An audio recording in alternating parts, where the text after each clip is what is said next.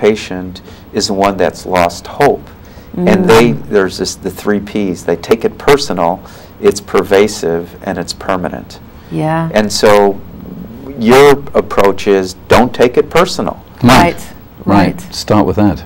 Yeah. Now, when we agree with people, does that mean we become a doormat?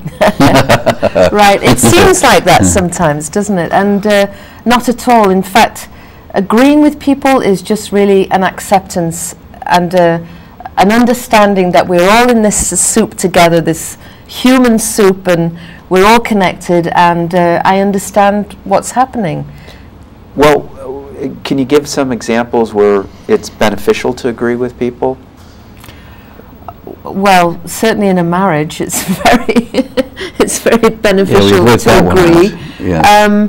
I think. Well, and one of the famous statements, we agree to disagree. Yes, Right. and one of the basic improv rules, for example, because we were talking about, we're writing this other book, business improv. One of the basic improv rules is yes and. So you say something, I might not agree with it, but it's yes and. Have you thought about doing it this way?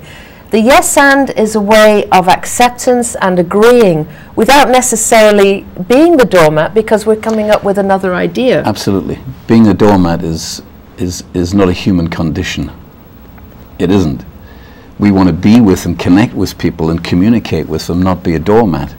So, Val's absolutely right. We've been going this marriage thing for 41 years, and I quickly, I think it probably took me about 6 or 7 years. She trained me for about 6 or 7 years, that being right actually doesn't help.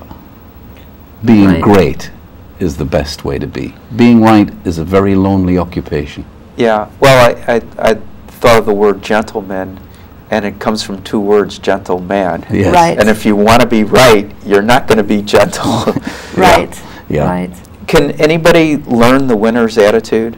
Totally. Anybody can. Why?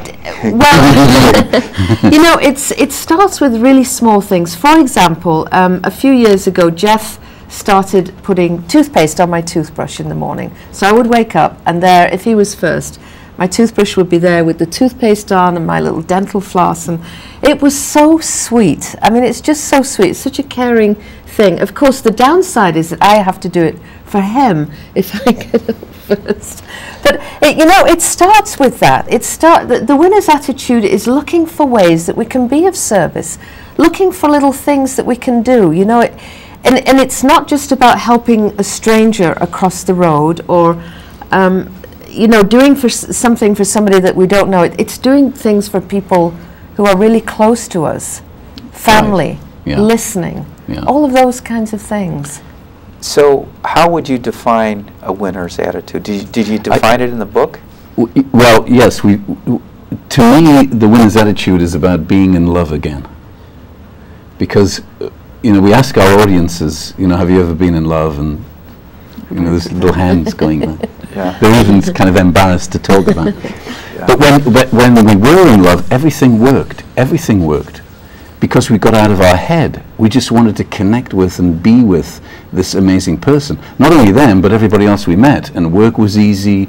Everything just rolled so well. So it's concentrating about being in love again, particularly with this first, because if I don't love this, there's going to be a real problem. So I have to love this and then love everybody that I meet and get out of my head and stop talking to myself that I'm too tall, too short, too fat, too thin.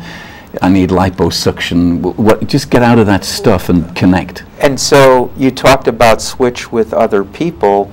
Does switch work with the negative self-talk like you just talked about, Jeff? Yeah. Absolutely. Yeah. You want to take that back? Well, yes. I mean, the negative self-talk, it's so amazing. And it can start in the morning. Kind of wake up and you think, oh, it's raining outside.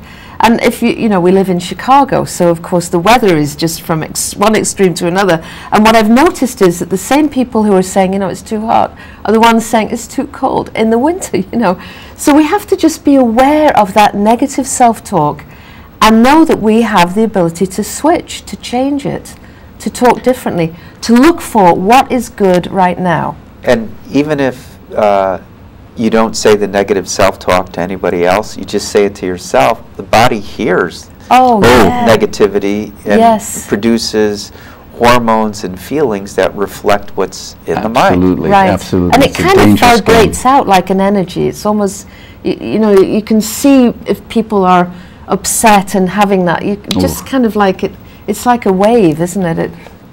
How come politicians don't get it? You know, I mean, here we are in the middle of the political season, and it's like the ads for governor or the ads for United States Senator, they're so gosh darn negative. You want to... I know. Wouldn't it be great if we could have politicians do the switch? Absolutely. Yes. The problem is, of course, the reason they do that is that they know that they can connect faster with negative because the animal picks that up instantly and go, oh, what? You did what? And, oh, this is nasty. And so negative reinforcement is very easy, very simple, and people get fear. And when they're frightened, they'll start to do crazy things, like vote for the wrong people. Yeah, well, it's interesting. I wonder if people's moods decline the closer it gets to election because of all the negative ads. Yeah. And the great thing is, though, is we can do something about it. I mean, you know, as you know, we're from England, and we became American citizens because we wanted to vote for the person that we wanted to vote for. You know, I kind of woke up one day and I thought, wow, I'm living in America. My kids are American. My grandchildren are American. I need to be American and vote for the people that I want to put in office. That's... Oh, you mentioned children. Yes. Have you taught Switch to children? Yes. Yes. We did this.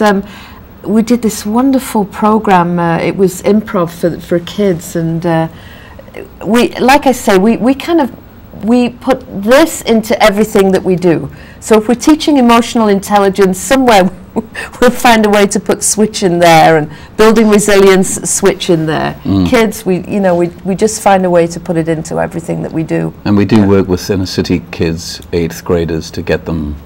Oh, tell us a little bit more about your work with the inner city What we kids. call, well, the title of that program is IXL. IXL. And if you say it fast enough, it's I excel.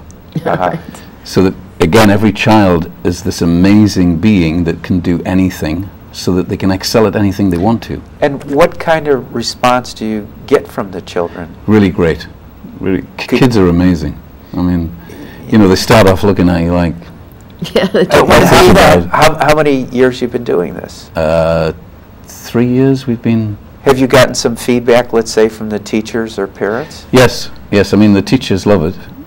I think because it gives them an hour off to do something else. So do you go to the school and do a program? Right, and then we'll go around the individual classes and talk to the guys about what they should be doing. And then what about the teachers? Because I'm sure teachers need Switch as well. Yeah, we'd love to be able, we're kind of working on that. How do we get faculty to look at the winner's attitude? Well, and there's so much criticism of teachers in Chicago right now. There's some wonderful teachers, but teachers are under fire, and they really need all the help they can get. They've got difficult jobs. Well, to me, teaching isn't a job. It's a vocation. It's a vocation. I mean, you know, we've been there and watched them, and it's like, wow. And they're doing this 8 hours a day. It's all right. A lot of work. I've got to wrap up now. Oh, okay. But for more information about Val and Jeff G, stay tuned to the credits at the end.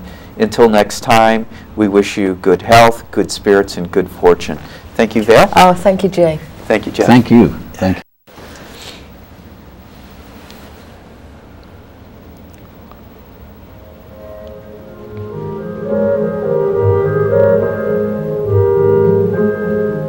For more information about this show, our guests, Infinity Foundation, or any of our other programs, please visit our website, infinityfoundation.org, or call us at 847-831-8828.